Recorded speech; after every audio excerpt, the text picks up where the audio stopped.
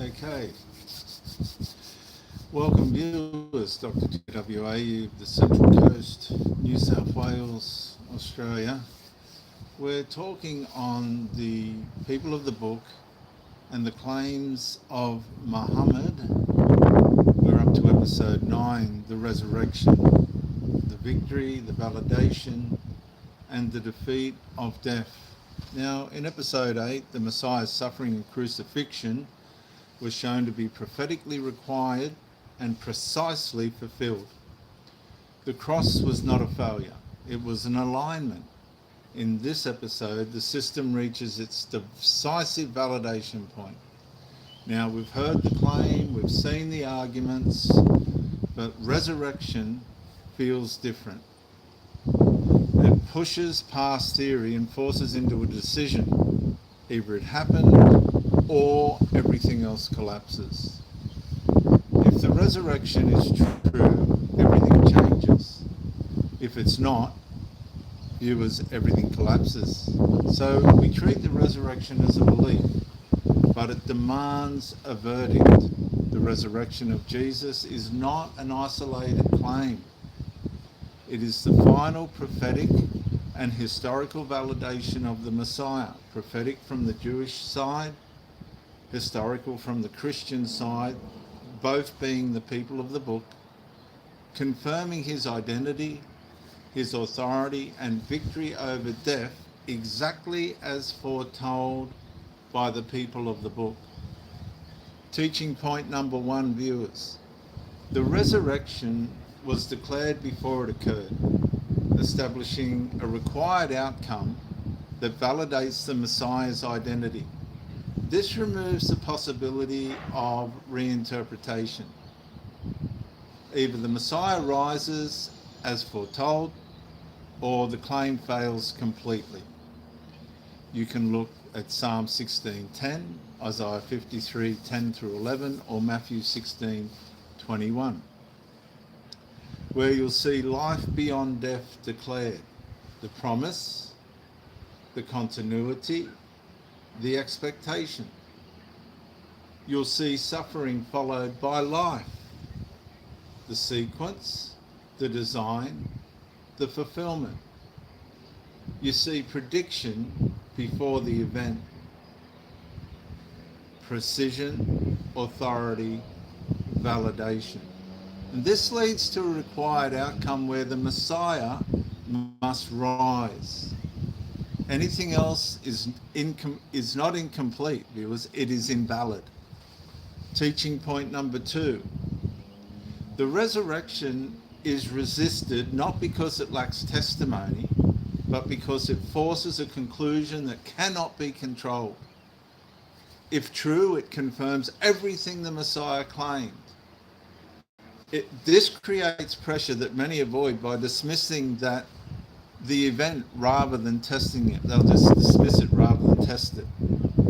And you can look at Matthew 28:11 through 15, Luke 24:1 through 6, and Acts 2:32. You'll see denial despite the evidence, resistance, evasion, strategy not to believe. You'll see alternative explanations formed, distortion, avoidance, and control to force disbelief. And you'll see testimony rejected, conflict, exposure, ill decision. And this results in rejection not because the resurrection is unclear, but because it demands submission to what it proves, that the Lord Jesus Christ is the promised Messiah. So let's just stop for a minute. Let's just stop. And now let's look at teaching point number 3. The resurrection produces, viewers, observable consequences that extend beyond the event itself, confirming its reality through transformation and continuation. The empty tomb, the witnesses, and the spread of the message all converge into a single outcome: validation. The validation that the Lord Jesus Christ is the Messiah. You can read Matthew 28, 5 through 7, John 20, 19 through 29, and Acts 1, 3, where you'll see the empty tomb. Evidence, reality, verification. You see post-resurrection appearances, witnesses, confirmation, and continuity of the life of Christ post-resurrection. You'll see transformation of followers, impact, proof, and the outcome of the resurrection in the lives of the people that witnessed it. And this places the resurrection as the decisive validation point, viewers, where belief's no longer theoretical, but anchored in the event and consequence of the whole thing, where Jesus rose from the dead. Now let's do a pattern clarifier. When validation reaches its peak, neutrality becomes impossible. It's impossible. Evidence does not remove decision. It just forces it. And if we look in the mirror, we are not undecided about the resurrection. We are avoiding the conclusion it requires if we have chose not to believe. When prophecy, event, and outcome align completely and precisely, viewers, truth is no longer arguable. It is either accepted or resisted or completely rejected. So let me offer you a scenario. You encounter evidence that challenges your core beliefs. You delay decision to avoid the consequence of being wrong. You resist conclusions that require surrender rather than agreement. And you remain in indecision, maintaining control by not committing. So let's reflect. If the resurrection validates the Lord Jesus Christ as Messiah, what are we waiting for? What are we waiting for? Well, let's do a resistance check. You can ask yourself the answer to these questions. Are you dismissing the resurrection because of its implications?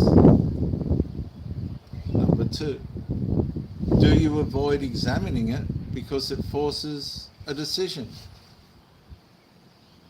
Number 3, are you holding alternative explanations without testing them, without validating them? Number 4, do you delay commitment to maintain control?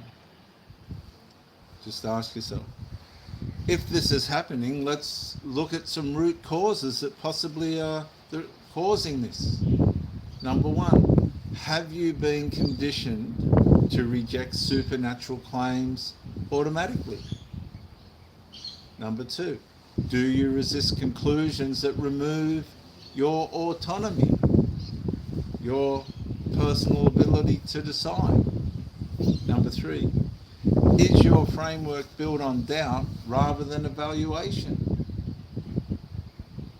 Number 4, do you avoid final decisions to preserve your flexibility so you can go to and fro and fit in anywhere you want?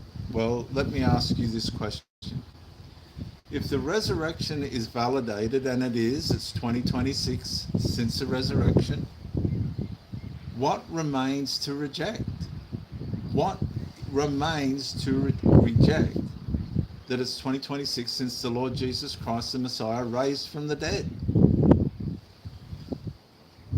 Take some immediate action, viewers. Read Psalm 16:10, Isaiah 53:10 through 11, and Matthew 28:5 through 7, and write one sentence.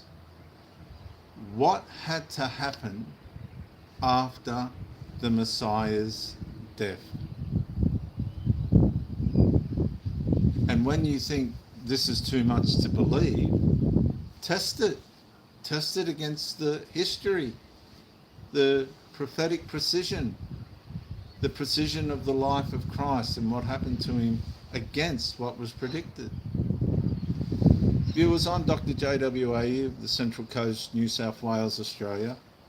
I would ask you to like and subscribe to encourage me, comment to educate me, and share to help somebody else. In closing, viewers, if you reject the resurrection, you remove the final validation of the Messiah's identity. Without it, the system collapses into uncertainty, and this results in unresolved truth.